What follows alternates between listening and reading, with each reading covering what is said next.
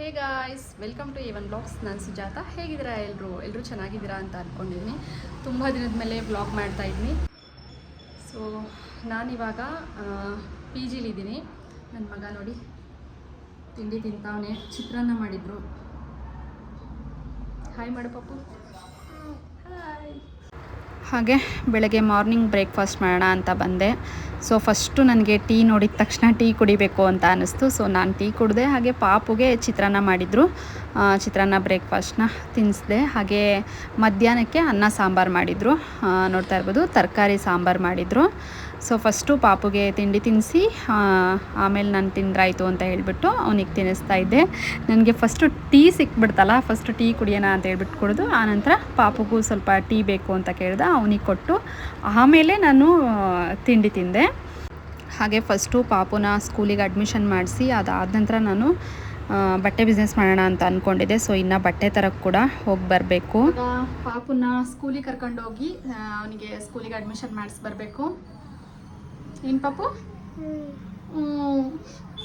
ಬಾ ಹೋಗಿ ಬರೋಣ. ಸೊ ಇವಾಗ ಸದ್ಯಕ್ಕೆ ನಾನು ವಾರದಲ್ಲಿ ಒಂದು 2 ದಿನ ಬಂದು ಹೋಗ್ತೀನಿ ಬೆಂಗಳೂರಿಗೆ.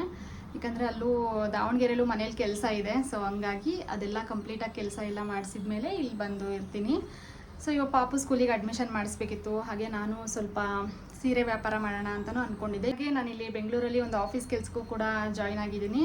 ಸೊ ಆ ಕೆಲಸಕ್ಕೂ ಕೂಡ ಹೋಗಬೇಕು. ಹಾಗೆ ಅದ್ರ ಜೊತೆನೇ ಸೀರೆ ವ್ಯಾಪಾರನೂ ಆನ್ಲೈನ್ ಸ್ಯಾರಿ ಬಿಸ್ನೆಸ್ ಮಾಡಿದ್ರಾಯಿತು ಅಂತ ಅಂದ್ಕೊಂಡು ಬಂದೆ. ಇವಾಗ ಪಾಪುನ ಸ್ಕೂಲಿಗೆ ಅಡ್ಮಿಷನ್ ಮಾಡಿಸಿ ಹಾಗೆ ನಾನು ಸೀರೆಗಳನ್ನೂ ತೊಗೊಂಡು ದಾವಣಗೆರೆಗೆ ಹೊರಡಬೇಕು. ಹಾಗೆ ಇವಾಗ ಪಾಪುನ ಸ್ಕೂಲಿಗೆ ಅಡ್ಮಿಷನ್ ಮಾಡಿಸೋಣ ಅಂತ ಹೇಳಿಬಿಟ್ಟು ಸ್ಕೂಲ್ ಹತ್ರ ಬಂದಿದ್ದೀನಿ.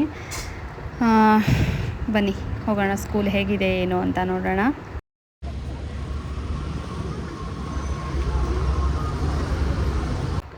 ಹಾಗೆ ನನ್ನ ಮಗನ ಸ್ಕೂಲ್ ಅಡ್ಮಿಷನ್ ಫಾರ್ಮ್ ಕೂಡ ಫಿಲ್ ಮಾಡಿ ಹಾಗೆ ಅವನ ಸ್ಕೂಲ್ ಫೀಸ್ ಕೂಡ ಪೇ ಮಾಡಿದ್ದಾಯಿತು.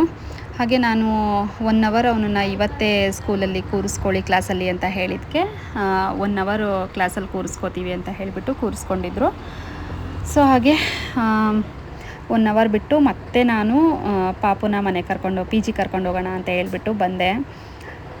ಸೊ ನೋಡಿ, ಬೆಳಗ್ಗೆ ಅವರು ಅಡ್ಮಿಷನ್ ಮಾಡಿಸ್ಕೊಳ್ಳುವಾಗ ಕೊಟ್ಟಿದ್ದು ಚಾಕ್ಲೇಟು ಹಾಗೆ ಇಟ್ಕೊಂಡಿದ್ದಾನೆ.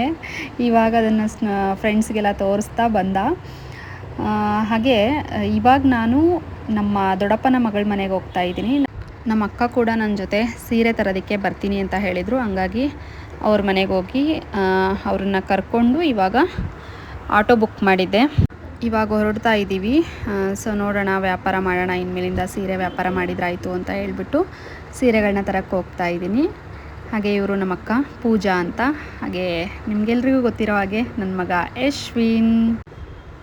ಹಾಗೆ ಮಧ್ಯಾಹ್ನ ನನಗೆ ಸಿಕ್ಕಾಪಟ್ಟೆ ಹಸ್ವಾಗಿತ್ತು. ಹಂಗಾಗಿ ಫಸ್ಟ್ ಊಟ ಮಾಡಿಬಿಡೋಣ ಅಂತ ಹೇಳ್ಬಿಟ್ಟು ಒಂದು ರೈಸ್ ತೊಗೊಂಡು ಊಟ ಮಾಡ್ತಾಯಿದ್ದೀವಿ. ಹಾಗೆ ನೀವಿನ್ನೂ ಯಾರಾದರೂ ನಮ್ಮ ಚಾನಲ್ನ ಸಬ್ಸ್ಕ್ರೈಬ್ ಮಾಡಿಲ್ಲ ಅಂದರೆ ಪ್ಲೀಸ್ ನಮ್ಮ ಚಾನಲ್ನ ಸಬ್ಸ್ಕ್ರೈಬ್ ಮಾಡ್ಕೊಂಡು ನೋಡಿ. ಹಾಗೆ ವಿಡಿಯೋ ಇಷ್ಟ ಆದರೆ ವಿಡಿಯೋಗೆ ಒಂದು ಲೈಕ್ ಮಾಡಿ. ಹಾಗೆ ನಿಮ್ಮ ಅನಿಸಿಕೆನ ನನಗೆ ಕಮೆಂಟ್ ಮಾಡಿ ತಿಳಿಸಿ. ಹಾಗೆ ಮನೆಗೆ ಬಂದ ಮೇಲೆ ನೋಡೋಣ ಯಾವೆಲ್ಲ ಸೀರೆಗಳು ಚೆನ್ನಾಗಿದ್ದಾವೆ ಅಂತೆಲ್ಲ ನೋಡ್ತಾ ಇದ್ವಿ. ಈ ಸೀರೆ ಚೆನ್ನಾಗೈತೆ, ಆದರೂ ಇದು ಫೋಟೋದಲ್ಲೂ ಲುಕ್ ಬರ್ತೈತೆ. ಇದು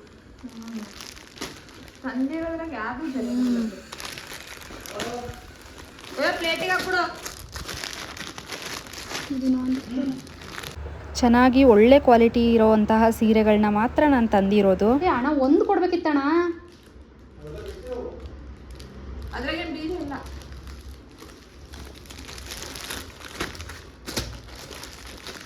ನೋಡಿದ ತಕ್ಷಣ ಇಷ್ಟ ಆಗ್ತಿತ್ತು. ಅದು ಹೆಂಗ್ ಕಾಣಿಸ್ತೈತೆ ಗೊತ್ತಾ, ವಿಡಿಯೋದಲ್ಲಿ ಸಖತ್ತಾಗಿ ಬರ್ತೈತೆ.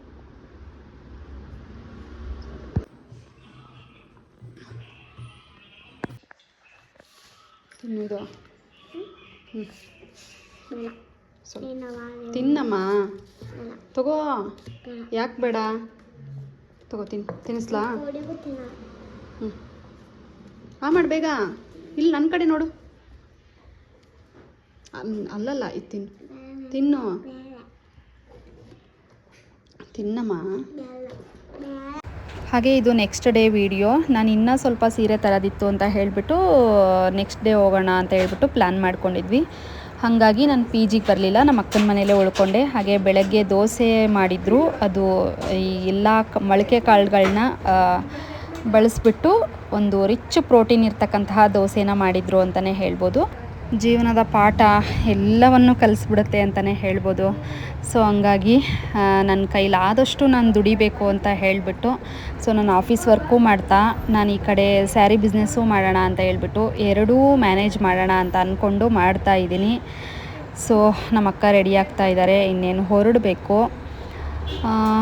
ಹಾಗೆ ಎಷ್ಟು ಪಾಠಗಳನ್ನ ಕಲಿತೀವಿ ಅಂದರೆ ಜೀವನದಲ್ಲಿ, ನಿಜವಾಗ್ಲೂ ಅದೊಂದು ಮಾತಿದೆ ಅಲ್ವಾ, ಯಾವ ಶಾಲೆಯಲ್ಲೂ ನಾವು ಕಲಿದೇ ಇರ್ತಕ್ಕಂತಹ ಪಾಠವನ್ನು ನಾವು ಜೀವನದಲ್ಲಿ ಕಲಿತೀವಂತೆ. ಎಷ್ಟು ಸತ್ಯ ಅಲ್ವಾ.